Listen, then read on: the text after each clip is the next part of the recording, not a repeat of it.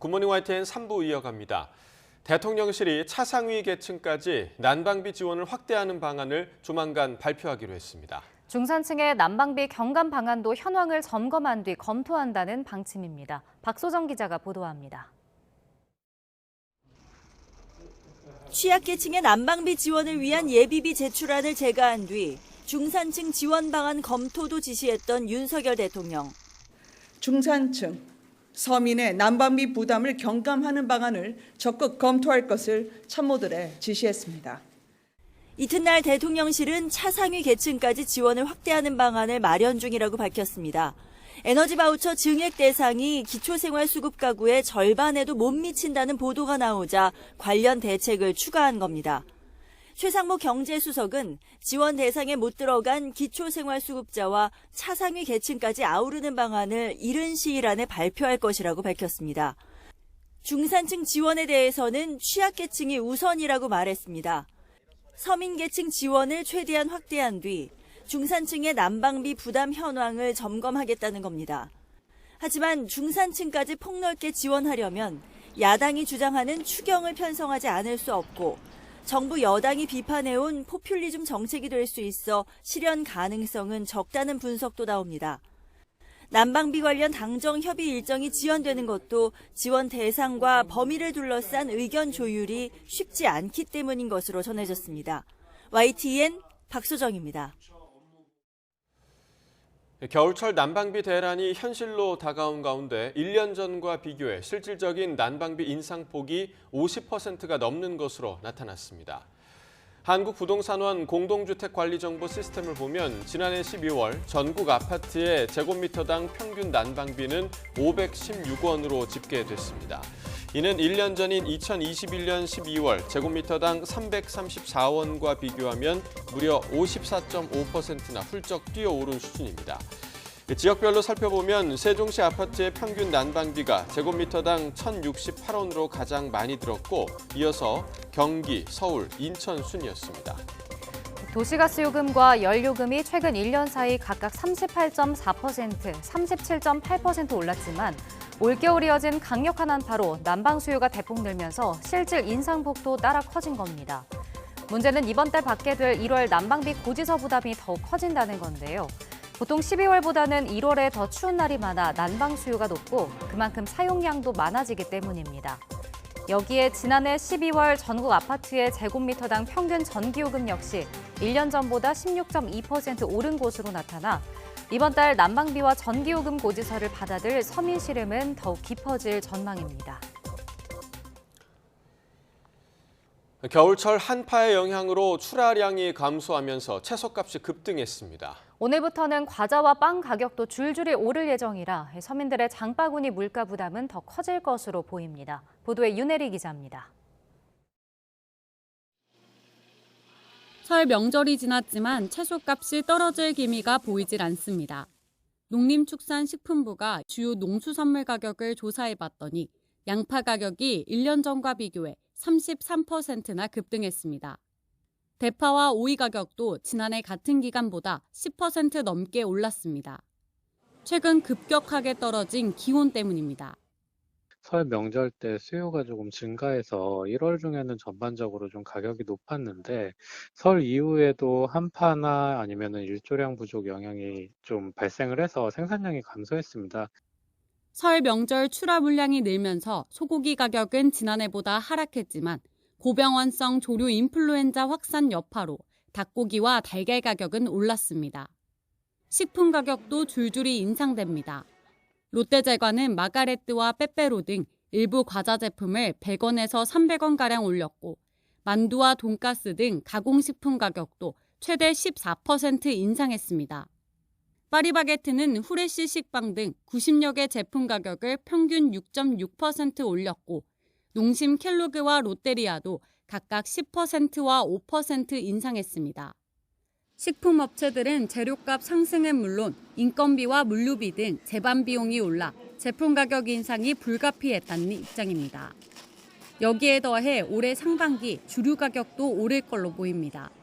정부는 오는 4월부터 맥주와 막걸리에 대한 세금을 올리면서 주류 업체들도 제품 가격 인상을 예고하고 있습니다.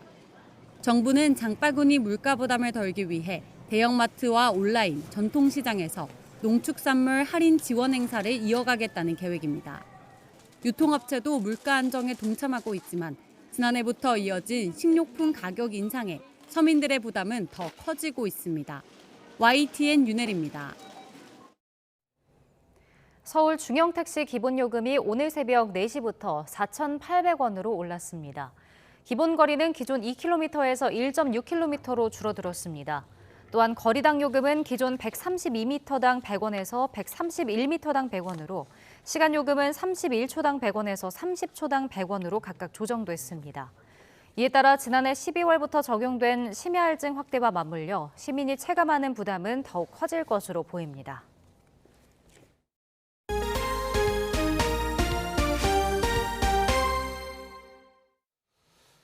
김성태 전 쌍방울그룹 회장이 민주당 이재명 대표의 방북을 위해 북한에 돈을 건넸다고 진술하는 등 이 대표와 인연이 없다던 기존의 입장을 번복했습니다. 검찰은 이 대표 측근이 김 전 회장 모친상에 조문을 갔다는 진술도 추가로 확보하면서 두 사람의 관계를 파악하는 데 집중하고 있습니다. 안동준 기자입니다. 김성태 전 쌍방울 회장은 태국에서 체포돼 국내로 송환될 당시 민주당 이재명 대표를 모른다며 관계를 부인했습니다. 이재명 씨는 전화나 뭐 이거 한 게 없는데. 전화는 한번 하신 적 있지 않으세요? 없습니다. 전화 없고요. 전화보다 말도 못하고. 하지만 구속 이후 검찰 조사가 이어지면서 김 전 회장의 태도가 바뀌고 있는 것으로 전해졌습니다. 먼저 대북 송금액 500만 달러는 쌍방울의 대북 경협 사업을 위한 목적이었다는 기존 입장에서 이 돈이 경기도의 북한 스마트팜 지원 사업을 위한 비용이었다고 시인했습니다. 또 검찰이 기존에 파악한 대북 송금 2건 외에도 300만 달러를 추가로 송금했다고 말했는데 이 돈이 이재명 지사의 방북을 위한 목적이었다는 취지로 검찰에 진술한 것으로 알려졌습니다. 당시 이화영 전 경기도 평화부지사도 공개석상에서 이재명 지사의 방북과 관련된 언급을 하기도 했습니다. 이재명 지사가 육로로 평양을 방문하고 싶다고 그랬더니 이종혁 원장께서 그렇게 되려면 시간이 많이 걸리지 않겠느냐, 다른 경로로 좀 더 일찍 오는 게 좋지 않겠느냐. 특히 김 전 회장은 북한에 처음 돈을 건넨 2019년 1월 중국에서 북측 인사를 만난 자리에서 이 전 부지사가 이 지사와 통화하면서 전화를 자신에게 바꿔줬고 이 대표가 고맙다고 말했다고 진술한 것으로 전해졌습니다. 앞서 이 대표는 술을 마시고 누군가 바꿔줘서 통화했을 수는 있지만 기억은 나지 않는다며 김 전 회장과의 관계를 부인했습니다. 김 전 회장이 이 대표와 관련된 언급을 하기 시작한 가운데 관련 재판에서도 두 사람의 관계와 관련된 주장이 나왔습니다. 이 전 부지사의 뇌물 등의 혐의 재판에 증인으로 나온 쌍방울 전 비서실장이 김 전 회장 모친상에 이재명 당시 경기도지사 비서실장이 조문했다고 증언한 겁니다. 다만 조의금은 비서실장 명의로 냈고 이 대표가 보낸 조의금은 없었던 것으로 알려졌습니다. 검찰은 상대적으로 수사가 진척된 대북 송금 의혹을 중심으로 김 전 회장과 이 대표의 관계를 집중적으로 조사할 것으로 보입니다. YTN 안동준입니다. 더불어민주당 이재명 대표가 자신의 방북을 위한 자금으로 쌍방울 그룹이 북한에 300만 달러를 보냈다는 추가 의혹을 검찰의 신작 소설이라며 일축했습니다. 민주당 내에서는 비이재명계 의원들이 주축인 토론 모임이 첫 토론회를 열고 당 위기 상황을 진단했는데 이 대표도 직접 참석해 통합을 강조했습니다. 박기환 기자입니다. 더불어민주당 이재명 대표는 대장동 위례 의혹을 적극 해명하며 검찰 추가 출석 방침을 밝힌 데 이어 자신의 방북 대가로 쌍방울이 북한에 300만 달러를 보냈다는 새로운 의혹 제기에도 정면으로 맞섰습니다. 아마 검찰의 이제 신작 소설이 나온 것 같은데 종전의 창작 실력으로 봐서 잘 안 팔릴 겁니다. 당 지도부도 이번이 이 대표에 대한 마지막 소환이어야 한다. 멈춰섰던 검찰개혁을 완성하겠다며 검찰을 향한 역공세를 강화했습니다. 이 대표는 당내 비명계 끌어안기에도 나섰습니다. 사법 리스크에 비판 목소리를 내온 의원들을 중심으로 꾸려진 민주당의 길 첫 토론회에 직접 참석해 통합을 강조했습니다. 민주당이 나아가야 될 길들을 진지하게 모색하는 자리이기 때문에 이런 자리는 많이 있을수록 좋다, 그런 생각을 하고. 참석자들은 비명이 아닌 비전 모임이라며 이 대표의 관심에 화답했지만 비명 모임이 아닙니다. 이건 비전 모임이에요. 가장 큰 수혜자가 누구냐? 우리 민주당 지도부입니다. 우리 이재명 대표님이 아마 가장 큰 수혜자가 될 거예요. 실제 토론회에선 이 대표 관련 검찰 수사와 민주연구원 압수수색 등이 민주당의 지지율 상승을 저지했다는 분석이 나왔습니다. 국민의힘은 쌍방울 대북 송금 의혹을 빌미로 이 대표에 대한 비난 수위를 한층 높였습니다. 의혹이 사실이라면 이적 행위이며 총체적 국기 문란이라고 비판하면서 민주당이 예고한 장외투쟁까지 깎아내렸습니다. 국가 정체성이 흔들리는 일을 막기 위해서 장외투쟁하는 경우는 봐도 개인 비리를 수사하지 말라고 장외투쟁한다는 건 처음 봅니다. 장외투쟁의 의미가 바뀌고 너무 희화화될 것 같습니다. 이재명 대표는 바짝 조여든 검찰 수사에 적극 대응 기조로 여론전을 이끌고 있지만 거칠어지는 여당의 공세 속에 당내 리더십 위기까지 이겨낼 수 있을지 조금 더 지켜봐야 할 것으로 보입니다. YTN 박견입니다. 한동훈 법무부 장관이 검찰 소환을 대선 패배의 대가라고 빗댄 민주당 이재명 대표를 향해 대선에서 이겼으면 사건을 뭉갰을 거란 말처럼 들린다고 반박했습니다. 또 민주당과 관계없는 이 대표 개인에 대한 수사라는 점도 분명히 했습니다. 직접 들어보겠습니다. 최근에는 이게 다 대선에서 졌기 때문이다. 그렇게도 말씀하시는 것 같은데, 만약 자기가 대선에서 이겼으면 권력을 동원해서 사건을 못하게 뭉갰을 거다, 이런 말처럼 들리거든요. 표를 더 받는다고 있는 죄가 없어지면 그건 민주주의가 아니라고 생각합니다. 잘 아시다시피 이 사건은 민주당 정권 당시에 민주당 경선 과정에서 주로 불거진 의혹에 대한 수사잖아요. 그리고 민주당과는 관계없는 이 대표 개인의 성남시장 시절에 있어서 지역 토착 비리 수사이고요. 그 점을 제가 다시 말씀드리겠습니다. 용산 참사 당시 박희영 구청장이 현장에 도착해 용산구 국회의원인 권영세 통일부 장관에게 전화만 하고 제대로 된 조치를 하지 않았다고 검찰이 박 구청장의 공소장에 적시한 것으로 확인됐습니다. 이임재 전 서울 용산경찰서장도 참사가 발생하고 얼마 뒤 상황 보고를 받고도 별다른 조치를 하지 않은 것으로 검찰은 보고 있습니다. 보도에 김다현 기자입니다. 박희영 서울 용산구청장은 참사 직후 줄곧 책임을 회피했습니다. 준비는 했지만 미흡했다. 저는 전적으로 동의하기는 어렵습니다. 하지만 검찰의 조사 결과는 달랐습니다. 박 구청장이 뒤늦게 참사 현장에 도착해 용산이 지역구인 권영세 장관에게 전화를 걸었을 뿐 제대로 조치한 게 없다는 겁니다. 검찰은 헬로윈데이 종합상황실인 구청 당직실도 제대로 작동하지 않았다는 사실도 공소장에 적었습니다.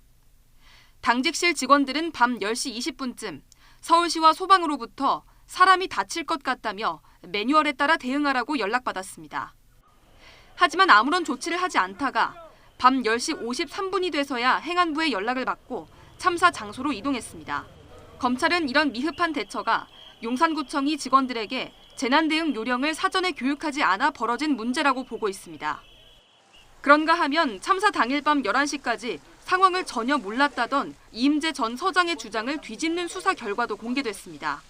검찰은 이 전 서장이 밤 10시 32분 용산경찰서 112 치안종합상황실장에게서 사람이 뒤죽박죽 겹겹이 쌓여 손을 뻗어 구해달라는 상황이라는 내용을 보고받았다고 파악했습니다. 또 이 전 서장이 10시 36분엔 무전부관을 통해 내용을 알아보라 지시했고 압사 신고가 들어오고 있다는 내용도 보고받았다고도 보고 있습니다. 사전 대비도 소홀했다는 점도 지적했습니다. 앞서 열린 이태원 지구촌 축제는 물론 참사 발생 전날에도 현장 점검을 하고도 별다른 조치를 하지 않았다는 겁니다. 특히 진실 공방이 있었던 기동대 배치 요청과 관련해선 상부기관의 기동대 지원을 요청하지 않았다고 적었습니다. 기동대 배치를 요청했다던 이 전 서장의 말이 사실이 아닌 것으로 본 겁니다. 참사 전후로 부실하게 대응했다는 의혹이 속속 드러나는 가운데 이들의 책임은 앞으로 진행될 재판에서 가려질 전망입니다. YTN 김다현입니다. 미국 중앙은행인 연방준비제도가 오늘 올해 첫 공개시장위원회를 열고 금리를 결정합니다. 전문가들은 우리 시각으로 내일 새벽에 끝날 연준회의에서 0.25%포인트 금리 인상을 단행해 기준금리 상단을 4.75%까지 높일 것으로 전망하고 있습니다. 연준은 지난해 인플레이션을 잡기 위해 7차례 연속 가파른 금리 인상을 이어가며 기준금리를 4.25에서 4.5%까지 높였습니다.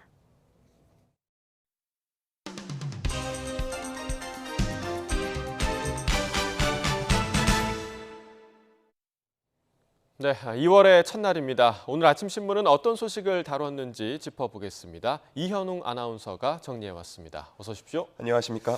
네, 첫 기사부터 좀 보겠습니다. 자, 우크라이나 전쟁 관련 기사 같은데요. 지난해 2월 말에 발발을 했으니까 벌써 지금 1년이 되어가네요. 네, 그렇습니다. 작년 2월 24일이었죠. 전쟁이 시작이 됐고요. 이제 얼마 후면 꼭 1년을 채우게 됩니다. 중앙일보 기자가 1년 전 러시아의 침공 루트를 거꾸로 거슬러 올라가면서 전쟁의 상흔을 확인해 봤는데요.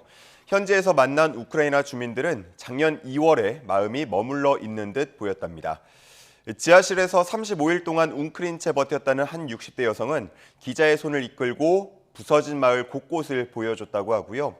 또 한때 벨라루스에서 건설 노동자로 일했다는 주민은 과거 교류가 많았던 벨라루스가 러시아군에 길을 내준 건 충격적이라면서 분노하기도 했습니다. 네, 아마 현지에서도 전쟁이 이렇게까지 참혹하게 좀 길어질 줄은 아무도 상상을 못했을 것 같아요. 네, 그렇습니다. 네. 우크라이나에서 문구점을 운영한다고 하는 한 주민은 침공 사실을 뉴스로 처음 들었을 때 바로 대피하지 않았다고 했는데요. 그 이유에 대해서 우리를 이렇게 짐승처럼 대할 줄 몰랐기 때문이다라고 말하기도 했습니다. 지금도 키이우에서는 툭하면 공습 사이렌이 울린다고 하고요. 그러면 시민들은 지하철과 버스에서 내려서 대피하는 게 일상이 됐다고 합니다. 한 20대 청년은 기자에게 꼭 당부를 한 이야기가 있다고 하는데요. 우리의 이야기를 쓰게 된다면 우리가 두려움에 떨고 있지 않고 화가 나 있다는 사실을 알려달라고 말했다고 합니다. 네, 계속해서 무고한 시민들이 고통을 받고 있는 그런 상황입니다. 빨리 평화의 소식이 들렸으면 좀 좋겠습니다. 자, 다음 기사 보시죠. 자, 청년들이 지금 고물가에 비명을 지르고 있다라는 제목인데 어떤 내용인가요? 네, 작년 2월이었습니다. 청년 희망 적금이라는 상품이 만들어져서 큰 인기를 끌었었죠. 정부 지원금까지 합친다면 만기 때 최대 연 10%대 이자를 받을 수 있다는 점을 매력적으로 느낀 청년들이 많이 가입을 했었는데요. 1년이 지난 지금까지 중도 해지 규모가 점차 커지고 있다고 합니다. 총 286만여 명이 가입했었는데 작년 9월까지 30만 명이 해지했고요. 4분기 현황은 아직 집계되지 않았지만 업계에서는 3분기보다 더 많은 인원이 해지했을 거라고 분석하고 있습니다. 네, 사실 그 내 집 마련에 가장 좋은 수단으로 알려진 청약 통장도 요즘 해지하는 분들 굉장히 많다고 하더라고요. 네, 관련 그래프 또 중앙에 실려 있는데 작년 말 기준으로 청약 통장 가입자 수가 2,789만 명 수준까지 떨어졌습니다. 12년 만에 처음으로 감소한 거라고 하는데요. 분양가가 워낙 높고 또 청약통장 이자율이 상대적으로 낮기 때문에 우선 대출을 갚는 게 더 유리하다라고 판단한 사람들이 해지한 것으로 보입니다. 이 고통스러운 고물가 상황이 이어지면서 청년들은 일단 소비를 최대한 줄이고 있다고 하는데요. 헬스장에 가는 대신 집에서 맨몸 운동을 하고 통신료를 아끼려 알뜰폰으로 갈아타려는 경우도 많아지고 있다고 합니다. 네, 청년들 일자리 문제도 지금 여전한데 고물가 때문에 지금 이중고를 겪고 있는 것 같습니다. 자, 다음 기사 보겠습니다. 자, 계속해서 사실 저희가 좀 안 좋은 얘기들을 많이 나눴지만 지금 굉장히 좀 좋은 소식인 것 같아요. 따뜻한 소식이죠? 네, 그렇습니다. 네. 기부 소식인데요. 중앙일보 사회면에 강원FC 한국영 선수의 사진이 이렇게 실려 있었습니다. 한국영 선수는 2015년부터 8년 동안 연탄 후원을 이어오고 있다는데요. 매년 12월이 되면 전화 한 통 없이 조용히 후원금을 보내온다고 합니다. 지금까지 연탄 총 12만 장을 기부했다고 하는데 그래서 연탄은행 관계자들은 한국영 선수를 12월의 조용한 천사라고 부른다고 합니다. 한국영 선수가 기부를 시작한 이유는 한 다큐멘터리를 통해서 연탄이 필요한 분들이 많다는 걸 알게 됐다라고 하는데요. 그게 계기가 됐다고 합니다. 또 도우며 살아야 한다고 한 아버지의 말씀도 영향을 받았다고 했습니다. 네. 정말 진정한 국가대표가 아닌가라는 생각이 좀 드는데 전북 임실에서도 선행이 이어졌다고요? 네, 그렇습니다. 임실에는 매년 수억 원을 기부하는 얼굴 없는 천사가 있다고 하는데요. 2021년에 3억 7천만 원, 작년에는 4억 3천만 원, 그리고 올해는 벌써 4억 5천만 원을 전달했다고 합니다. 특히 올해는 코로나에 또 난방비 부담까지 겹쳐서 취약계층의 어려움이 커졌다면서 이런 상황을 고려해 더 많은 금액을 내놓았다고 했습니다. 이 돈은 기부자의 기탁 조건과 뜻에 따라서 저소득층 1,212세대에게 5개월 동안 매달 수십만 원씩 지원할 계획입니다. 네, 이렇게 어려울 때일수록 이런 마음 따뜻해지는 소식이 좀 많이 좀 전해졌으면 좋겠습니다. 자, 다음 기사 보겠습니다. 자, 다시 또 마음이 덜 따뜻해지는 그런 소식이 있는데요. 어떤 내용인가요? 네, 우리 사회의 중산층 비중이 확대되고 있다고 합니다. 우리나라 통계청은 중위소득 50에서 150%를 중산층의 기준으로 삼고 있는데요. 이 비중이 2011년 54.9%에서 2021년 61.1%로 60%대로 올랐다고 합니다. 그리고 본인 스스로를 중산층이라고 인식하는 비중 역시도 2013년 51.4%에서 2021년 58.8%로 꾸준히 상승했다고 합니다. 여기까지만 보면은 좀 좋은 소식이다라고 볼 수도 있겠지만 반면 계층 이동 가능성에 대한 인식은 낮아진 걸로 조사가 됐습니다. 네. 노력한다면 개인의 사회 경제적 지위가 높아질 가능성이 있느냐라고 묻자 높다라고 응답한 쪽이 2011년 28.8%에서 2021년 25.2%로 줄어들었고요. 또 자녀 세대의 사회 경제적 지위가 높아질 가능성이 있냐라는 설문에 대해서는 2011년 41.7%에서 2021년 무려 29.3%까지 급감했습니다. 이런 내용을 담은 KDI 보고서에는 중산층 확대와 계층 이동성 제고를 위해서 일자리 창출과 고용 확대, 또 실용적 교육이 필요하다고 쓰여 있었습니다. 네, 이 개천에서 용날 수 있는 사회가 개인적으로는 좀 건강한 사회다라고 생각을 하는데 부의 대물림이 더 강화되고 있는 그런 소식인 것 같아서 참 안타까웠습니다. 마지막 기사 보겠습니다. 자, 민식이법 관련 기사인데요. 2020년에 민식이법이 지금 시행이 되고 있는데 그럼에도 불구하고 굉장히 좀 미흡한 점이 많은가 봐요. 네, 그렇습니다. 경찰청의 최근 5년 동안 스쿨존 내 어린이 사고율 추이를 보면요. 민식이법이 만들어진 후에도 사고율 그리고 사고 건수에 큰 차이가 없는 걸로 나타났습니다. 최근에 코로나19 여파로 등교일 수가 그 전보다 줄었던 점까지 감안한다면 사실상 관련법 개정안이 아이들을 차로부터 지켜주지 못했다고 말할 수 있겠는데요.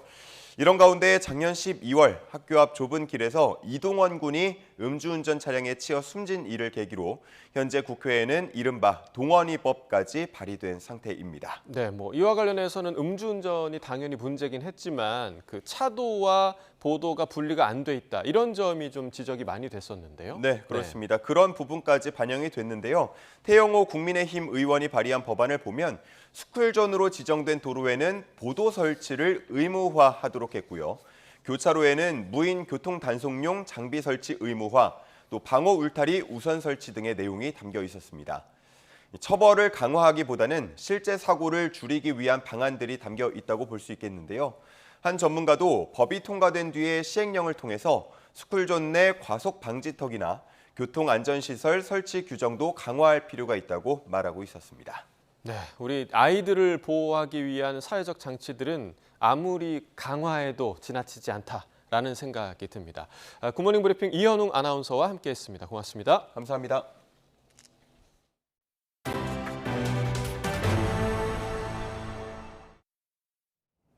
중국이 오늘부터 한국발 입국자 모두에게 코로나19 검사를 의무화하겠다고 통보했습니다. 우리 정부가 중국인에 대한 비자 발급 제한을 연장한 것에 대한 추가 보복으로 풀이됩니다. 베이징에서 강정규 특파원이 보도합니다. 중국에 도착하는 한국발 직항편의 모든 승객에게 다시 PCR 검사가 의무화됩니다. 결과가 나올 때까지 공항에서 기다려야 하고 양성으로 판정되면 자택 또는 숙소에 격리됩니다.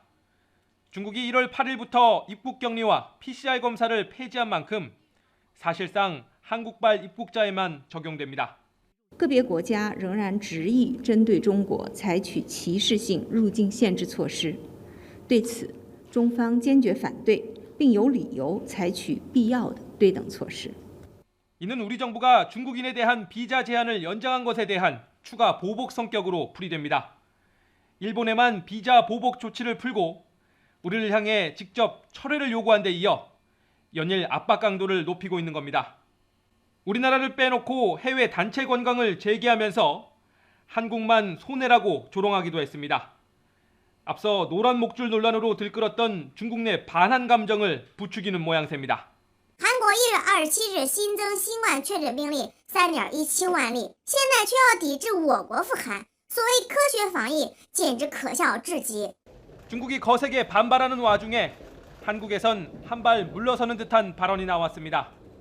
2월 28일까지 되지 않더라도 그 전이라도 저희로서는 해제 여부를 검토하겠다. 우리 정부는 비자 문제에 대해 중국과 충분히 소통하고 있다는 입장을 강조해 왔습니다. 그러나 중국의 보복 조치가 나올 때마다 일방적 통보를 받은 사실 외엔 알려줄 게 없다는 답변만 되풀이하고 있는 실정입니다. 베이징에서 YTN 강정규입니다. 우리나라를 찾은 로이드 오스틴 미 국방장관이 북핵 위협으로부터 한국을 방어하기 위한 확장 억제 제공 공약은 견고하고 철통 같다고 강조했습니다. 또 지난해 한반도로 출동했던 세계 최강 F-22 전투기와 핵 항공모함 등 전략 자산을 올해 더 많이 전개하겠다고 밝혔습니다. 보도에 한현희 기자입니다. 일각에서 미국의 확장 억제에 대한 우려와 독자 핵무장론 등이 나오는 상황에서 진행된 한미 국방장관 회담. 1년여 만에 다시 한국을 찾은 로이드 오스틴 미 국방장관은 북핵 위협으로부터 한국을 지키기 위한 미국의 방위 공약은 확고하고 철통 같다고 강조했습니다. Our commitment to the defense of the ROK remains ironclad. The United States stands firm in its extended deterrence commitment. That's one of the largest U.S. troop deployments around the world. And it just shows our unwavering commitment to maintaining peace on the Korean Peninsula. 또 세계 최강 F-22 스텔스기와 떠다니는 군사기지로도 불리는 핵 항공모함 등이 다양한 억제 능력을 보여줬다고 평가하면서 앞으로도 적시적이고 조율된 전략자산 전개를 위해 긴밀히 협의하겠다고 약속했습니다. Deployed fifth generation aircraft, F-22s, F-35s. We also deployed a carrier strike group to visit the peninsula. You can look for more of that kind of activity going forward. 이종섭 장관도 대한민국 방위에 대한 미국의 확고한 의지를 보일 수 있게 앞으로도 다양한 확장 억제 실행력 강화 조치를 함께 모색하겠다고 강조했습니다. 한미가 확고한 그런 신뢰를 바탕으로 한 능력을 가지고 있고 또 미국은 그러한 능력뿐만 아니라 의지를 갖고 있다 하는 점에서 그런 것을 보여줌으로써 북한의 추가적인 핵 개발 또는 도발 이런 것들을 억제하는 효과가 있다. 여러 차례 공언했던 연합연습 확대 강화와 관련해 한미는 최근 북한의 핵미사일 고도화 시도를 포함한 안보 환경 변화를 반영하고 대규모 연합합동 화력 시범 등을 시행하기로 합의했다고 전했습니다. 오스틴 장관은 한미일 3국 협력이 모두의 안보를 강화한다고 강조하기도 했는데 이와 관련해 가급적 빨리 한미일 안보회의를 열어 한미일 미사일 정보 실시간 공유를 구체화하기로 했습니다. 오스틴 장관은 윤석열 대통령 예방을 끝으로 1박 2일의 일정을 마무리하고 다음 순방지인 필리핀으로 떠났습니다. 철통 같은 방위 공약을 강조한 이번 방안이 북위협에 대한 우려를 잠재울 수 있을지 주목됩니다. YTN 한현입니다. 한미 국방장관 회담에 이어 오는 3일에는 워싱턴에서 두 나라 외교장관이 만나 확장 억제 방안 등을 논의합니다. 한미는 7차 핵실험 준비를 모두 마친 북한이 오는 4월 ICBM을 추가로 쏠 가능성이 있는 것으로 보고 있습니다. 워싱턴 권준기 특파원입니다. 박진 외교부 장관과 토니 블링컨 미 국무장관이 오는 3일 미국 워싱턴에서 만날 예정입니다. 한미동맹 70주년을 맞아 두 나라 외교장관의 첫 회담입니다. 동맹 관계를 강화하고 북한 문제에 대한 공조도 논의할 계획입니다. 두 장관의 만남은 이르면 상반기에 이루어질 윤석열 대통령의 미국 방문을 준비하는 성격도 있는 것으로 알려졌습니다. 최근 국내에서 높아진 자체 핵무장 여론을 미국 정부도 의식하며 긴밀히 모니터링하고 있지만 미국의 확장 억제 제공이라는 기본 틀을 벗어나진 않을 것으로 보입니다. 앞선 한미 국방장관 회담에서 미국 전략자산의 한반도 전개를 늘리는 군사적 확장 억제 방안이 논의됐다면 이번엔 외교 영역에서의 확장 억제 강화 방안이 다뤄질 것으로 보입니다. 조태용 주미대사도 올해 미국과 확장 억제 강화 방안을 논의하는 데 집중하겠다고 밝혔습니다. 북한의 각종 도발에 대한 억제 대응 태세를 강화해 나가고 있습니다. 무엇보다 확장 억제 실행력 강화를 위해 긴밀히 협력할 것입니다. 한미 양국은 북한의 핵실험 준비가 물리적으로는 모두 완료됐다는 기존 평가를 유지하고 있습니다. 특히 북한이 오는 4월 군사 정찰위성 발사 준비를 끝내겠다고 언급한 점을 근거로 이때 대륙간 탄도미사일 추가 발사에 나설 가능성을 주시하고 있는 것으로 알려졌습니다. 박진 외교장관은 뉴욕 유엔 본부에서 방미 일정을 시작합니다. 내년부터 우리나라가 유엔 안보리 비상임 이사국이 되기 위해 회원국들의 지지를 모으기 위한 방문 목적도 있는 것으로 관측됩니다. 워싱턴에서 YTN 권윤규입니다. 미국이 핵무기 전략과 정책을 소개하는 핵태세 검토 보고서를 한국어로 번역해 공개했습니다. 미 국방부 홈페이지에는 지난해 10월 국방부가 공개한 보고서 원문과 함께 한국어 전체 번역본이 올라왔습니다. 2018년 판에 들어갔던 스페인어와 아랍어를 빼고 한국어와 일본어 번역본을 추가한 것으로 과거 한국어 요약본을 제공한 적은 있지만 전체 번역본은 이번이 처음입니다.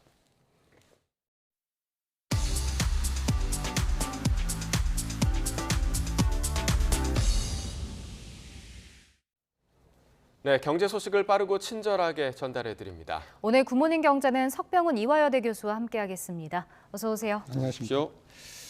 자, 미국 연방준비제도가 올해 첫 FOMC 정례 회의를 시작을 했습니다.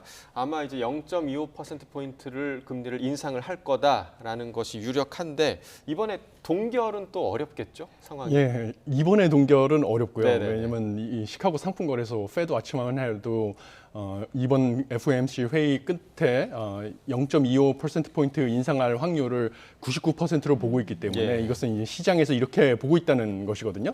그런데 시장 예상을 깨게 되면 또 너무나 큰 충격을 주게 되기 때문에 예. 현재로서는 25bp 인상을 하고요. 그다음에 페드 와치에 따르면 다음번에 또 역시 금리를 인상할 것으로 25bp 3월 달에 FOMC 회의에도 예측을 하고 있는데 문제는 이제 3월 FOMC 회의에서 금리를 동결할 확률이 점점 늘어나고 있습니다. 그래서 15.7%까지 지금 상승을 했는데요.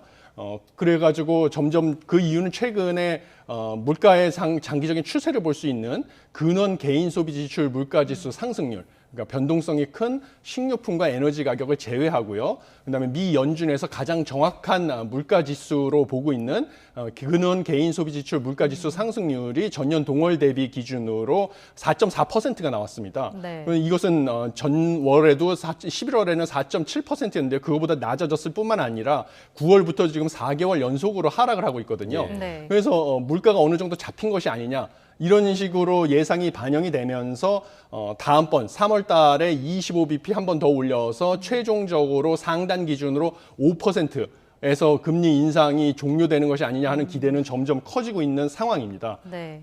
예. 네, 근데 사실 이번에 이제 말씀하신 대로 금리 인상폭은 좀 어느 정도 예상을 했기 때문에 파월 의장이 어떤 말을 할까가 더 관심이 아닐까 싶거든요. 근데 뭐 근원 개인 소비 지출 물가 지수 이제 낮아졌다고 얘기해 주셨고 기대 인플레이션율도 좀 낮아졌잖아요. 예. 파월 의장도 물가가 좀 진정세에 접어들었다 이렇게 좀 생각을 하고 있을까요? 파월 의장이 물가가 진정세에 접어들었다고 생각할 가능성은 큰데요. 네. 그렇지만 그거를 갖다 공식적으로 발언을 하게 되면 시장이 이미 그런 기대를 선반영을 해가지고 주가도 상승하고 뭐 달러도 최근에 약세로 많이 전환하지 않았습니까? 네. 미 연준의 금리 인상 기조가 늦어질 것이라고 예측을 해가지고 달러 가치가 지금 떨어지는 상황을 보였었는데요. 그걸 공식적으로 인정하는 순간 뭐 주가도 이제 많이 상승을 하게 되고요. 그러면 주가가 상승 상승을 하니까 다시 소비가 늘어날 가능성이 큽니다. 소비가 늘어나면 또 물가가 상승하는 요인이 되기 때문에 미 연준 의장은 그걸 공식적으로 인정하지 않을 가능성은 크고요. 그리고 앞으로 상황에 따라서 금리 인상은 계속 될 가능성이 있다는 식으로 여지를 남겨줄 좀 매파적인 발언, 시장의 과열 반응을 진정시키기 위한 매파적인 발언을 할 가능성이 큽니다. 그런데 그 가장 큰 이유는요, 12월 주거비 제외의 근원 서비스 물가 상승률, 이것이 지금 물가지수 상승률을 잡는데 가장 중요한 부분이다라고 미 연준 제롬 파월 의장이 강조를 했었는데요. 네. 근원 서비스 물가, 주거비 제외 근원 서비스 물가 상승률을 가장 끌어올리는 이유는 무엇이냐면 서비스 섹터가 아무래도 노동 집약적인 부분이기 때문에 임금이 상승을 하게 되면 서비스 섹터에서의 가격은 점점 물가는 올라가게 돼 있습니다. 그런데 12월 개인 소비 지출 물가 지수에서 항목을 살펴봤을 때요. 12월 주거비 제외 근원 서비스 물가 지수 상승률 같은 경우는 연율 기준으로 환산했을 때 약 4% 상승을 했고요. 네. 이것은 코로나19 확산 이전인 2019년에 2.5% 상승한 것보다는 여전히 많이 높은 수준입니다. 1.5%포인트 이상 높은 수준이기 때문에요. 이거를 바탕으로 봤을 때 완전히 물가가 잡혔다라고 판단을 하지는 않고 추가적으로 금리 인상을 할 수 있는 여지를 남겨놓을 가능성이 크다 이렇게 보고 있습니다. 예. 자, 뉴욕 증시도 좀 보겠습니다. FOMC 정례회의 결과를 앞두고 상승 마감을 했습니다. 분석 좀 해주시죠. 예, 그렇습니다. 몇 가지 이유가 있는데요. 일단 첫 번째 이유는 GM이나 맥도날드 같은 기업들이 시장의 예상을 상회하는 아주 좋은 실적을 발표를 했습니다. 예. 이런 것이 호재로 받아들여진 측면이 있고요. 그다음에 두 번째는 방금 전에 말씀드린 주거비 제외 근원 서비스 물가 상승률이 꺾이는 것이 중요하다고 제롬 파월 미 연준 의장이 수차례 공개석상에서 발언을 했는데요. 네. 이 서비스 물가를 잡기 위해서는 임금 상승률이 꺾여야 됩니다. 그런데 요번에 발표가 된 미국 4분기 고용비용 지수라는 것이 있거든요. 이것은 그냥 임금뿐만 아니라 기업체에서 그 노동자에게 제공하는 여러 가지 이제 베네핏이 있습니다. 그래서 뭐 사회보험이라든지 의료보험 이런 재반 비용을 모두 합쳐서 제시하는 비용을 고용비용 지수라서요. 네. 가장 정확한 고용비용이라고 인건비라고 판단을 하고 있는데 이 미국 4분기 고용비용 지수가 전분기 대비 1% 성장을 했는데요. 이것은 시장의 예상치인 1.1% 성장보다 낮아졌고요. 그다음에 3분기에 전분기 대비 성장률이었던 1.2%보다도 낮았습니다.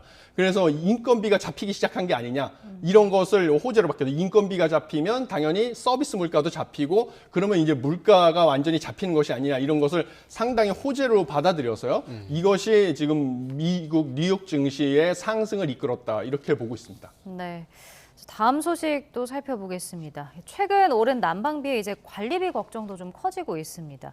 이번 달, 그러니까 2월에 받게 될 관리비 고지서에 이제 오른 전기 요금이 반영되잖아요. 예. 이게 체감하는 건 더 크겠죠? 예, 그렇습니다. 지금 난방비가 많이 상승을 해가지고 네. 고통을 받는 국민 여러분이 많은데요. 특히 이 난방비 같은 경우는 서민들한테 더 크게 좀 체감적으로 상승하는 경향이 있습니다. 왜냐하면 서민들이 주로 사용하는 등유라든지 뭐 도시가스 이런 요금이 상대적으로 다른 에너지에 비해서 많이 크게 상승을 했기 때문에요. 그다음에 구축 아파트 중앙 난방을 쓰는 구축 아파트 같은 경우는 난방비 지출이 더 크고 이래서 서민에게 더 어렵게 다가오는 경향이 있는데요.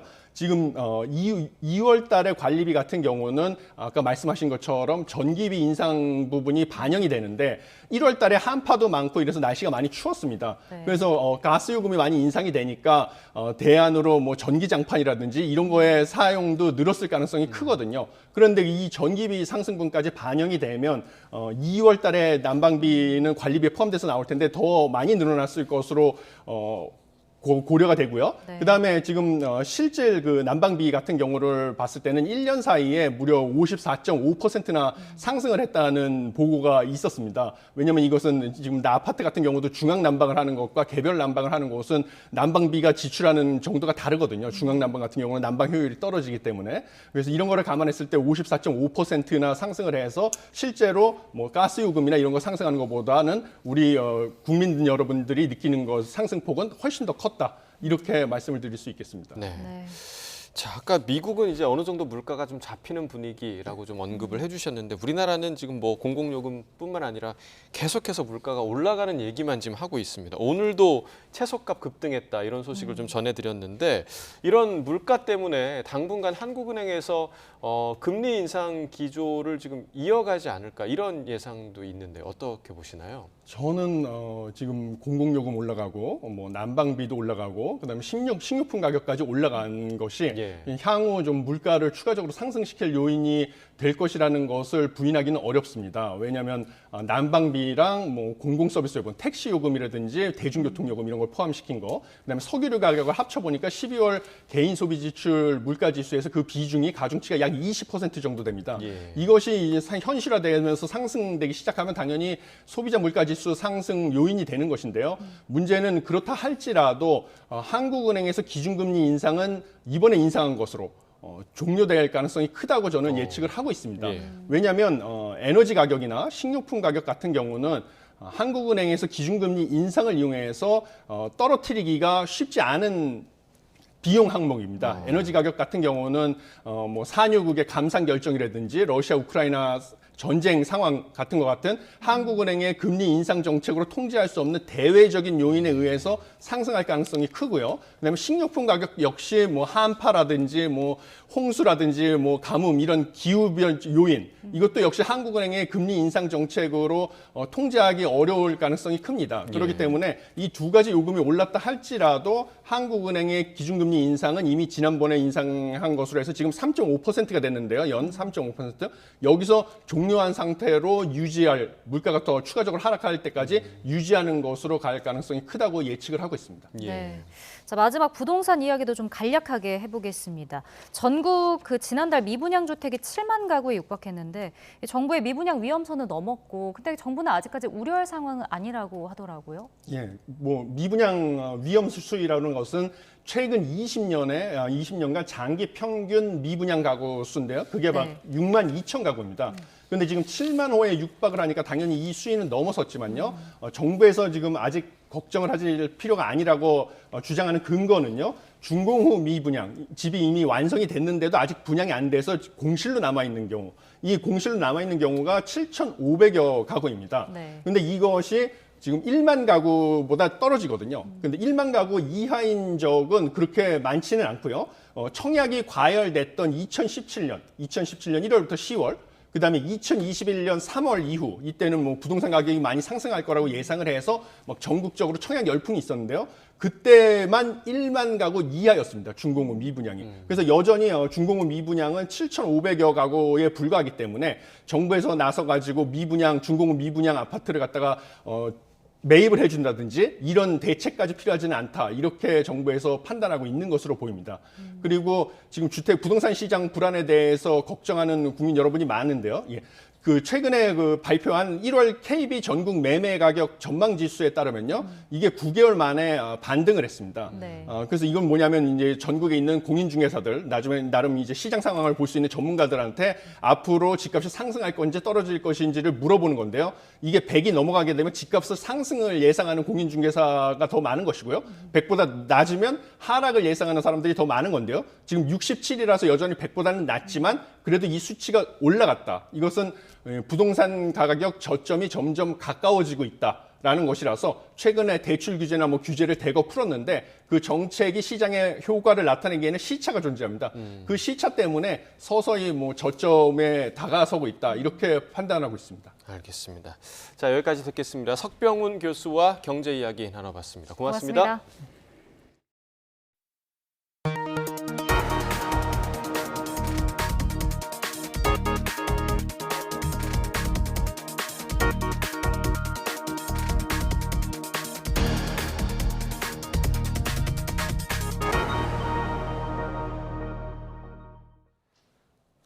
불법으로 북한에 경유를 대량 공급한 국내 정유 공급업체와 중개인이 적발됐습니다. 서해해양경찰청 광역수사대는 남북교류 협력에 관한 법률 위반 혐의로 51살 이모 씨를 구속했습니다. 이 씨는 지난 2021년 10월부터 석 달 동안 경유 18,000여 톤, 180억여 원어치를 정부 승인 없이 북한에 공급한 혐의를 받고 있습니다. 해경은 직접 경유를 운반한 울산 지역 정유 공급업체 직원 2명과 해당 업체도 불구속 입건했습니다. 반정부 활동을 한 의혹이 있는 창원 간첩단 사건 연루자 4명이 구속됐습니다. 서울중앙지방법원은 증거인멸과 도주의 우려가 있다며 전 경남진보연합 간부 김모 씨 등 4명의 구속영장을 발부했습니다. 김 씨 등은 지난 2016년 북한의 지령을 받고 자주통일민중전위라는 반정부 단체를 만들어 경남 창원을 중심으로 활동한 혐의를 받습니다. 정년 연장을 골자로 하는 연금개혁법에 맞선 프랑스 노동자들의 두 번째 파업이 벌어졌습니다. 정부는 연금 고갈을 이유로 하원 법안 처리를 시도하고 있지만 반대 여론이 높아 어려움이 예상됩니다. 류재복 기자의 보도입니다. 수도 파리를 비롯해 전국 200여 개 도시에서 노동자 100만 명이 거리로 나왔습니다. 정년을 64살로 늘리는 방안을 골자로 하는 연금 개혁 법안을 반대하기 위한 두 번째 파업입니다. 지난달 19일 1차 파업 때도 112만 명이 시위에 참가했습니다. Il y a beaucoup de gens qui ne sont pas d'accord avec cette formule, donc la balle est dans le camp de nouveau du gouvernement et du président de la République. Soit on écoute le peuple, soit on le méprise. 프랑스 주요 8개 노동조합이 12년 만에 연대 파업에 동참했습니다. 지하철과 버스 등 대중교통과 철도, 항공편 운행이 차질을 빚었습니다. 에너지 업체 파업으로 주유소가 문을 닫았고 초등학교 교사 절반도 일손을 놨습니다. Que ça se prolonge, j'en ai bien peur que oui. Après, je les comprends du point de vue où c'est pour se faire comprendre, se faire entendre, et si c'est le seul moyen pour eux de... 프랑스 정부는 연금법을 고치지 않으면 적자 수렁에 빠질 것으로 보고 있습니다. 이에 따라 하루 전 연금 개혁 법안을 하원에 제출했습니다. 좌파 연합 등 야당은 이에 맞서 수정안을 냈습니다. 하원 설득에 실패하더라도 헌법 특별 조항을 발동하면 표결 없이 법안 처리가 가능합니다. 하지만 여론이 연금 개혁에 우호적이지 않은 데다 파업을 지지하는 목소리는 높아서 정부 고민이 깊어지고 있습니다. YTN 유재복입니다. 파키스탄 경찰 단지 안에서 벌어진 이슬람 사원 폭발 사건의 사망자가 100명을 넘어섰습니다. 보안에 실패한 경찰이 수사에 나선 가운데 배후를 자처했던 파키스탄 탈레반은 이를 번복했습니다. 조용성 기자가 보도합니다. 파키스탄 국기와 화환에 덮인 관 수십 개가 가지런히 놓였습니다. 일렬로 맞춰선 경찰은 총을 들어 고인에 대한 예를 갖춥니다. 파키스탄 경찰단지 이슬람 사원에서 벌어진 폭탄 테러로 사망한 사람이 100명을 넘었습니다. 220명을 웃도는 부상자 가운데 중상도 많아서 희생자는 더 늘어날 것으로 보입니다. 피해 규모가 걷잡을 수 없이 커진 것은 폭발 뒤 벌어진 사원 붕괴가 주된 원인으로 꼽힙니다. और लोग मलबे तले दब गए हैं। 3 इसकी जो कंक्रीट की बीम्स थी उन बीम्स के नीचे लोग आए हैं और पूरी छत नीचे आ गई। फर्श का लेवल, छत का लेवल एक हो गया। ज्यादा जानी नुकसान जो है हमारा उसकी वजह से। 사건이 일어난 페샤와르는 치안이 가장 강력한 곳이어서 충격을 더하고 있습니다. 카이버 파크튼쿠아주는 추모의 날을 선포해 희생자들을 애도했고 야당은 경제에 이어 법질서 개선에도 실패했다며 총리 퇴진을 요구하고 있습니다. 보안 실패를 인정한 경찰은 내부 협력자 여부를 비롯해 어떻게 검문을 뚫었는지 조사하고 있습니다. जो सिक्योरिटी लैब्स तो बहरहाल एक अपनी जगह पे है और उस हवाले से inspector general of police Mauzam जहां अंसारी साहब ने एक इंक्वायरी कमेटी जो है वो कायम की है जो कि तमाम तर जो यहाँ के हालात व वाक़यात हैं उनका जायज़ा लेगी. 사건 직후 파키스탄 탈레반 사령관이 배후를 자처했지만 몇 시간 뒤 대변인이 이를 공식적으로 부인했습니다. 신도에 대한 공격은 이슬람의 가르침을 위배한 것이라는 비난이 거세지자 입장을 번복한 것이라는 분석입니다. YTN 조용성입니다. 전 세계를 삼킨 코로나19 대유행을 그나마 극복할 수 있었던 건 이전에 없었던 mRNA 백신 개발이 빠르게 이뤄졌기 때문인데요. 여기에는 임상 경험과 연구 능력을 함께 갖춘 의사 과학자의 역할이 매우 컸습니다. YTN은 오늘부터 3편에 걸쳐 미래 의료 수준을 끌어올리고 바이오를 이끌어갈 의사과학자 이야기를 전해드리겠습니다.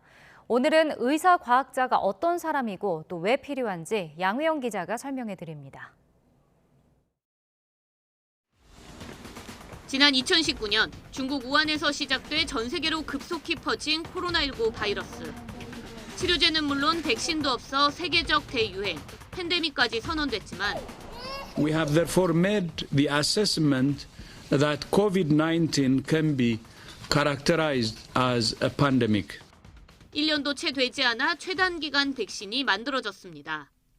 이전에 없었던 mRNA 기술을 백신 개발에 적용해 세계 최초의 코로나19 백신이 개발된 겁니다. mRNA 백신 개발로 인류를 코로나19로부터 벗어나게 해준 바이오엔테크와 모더나 창업자들은 모두 의사과학자입니다.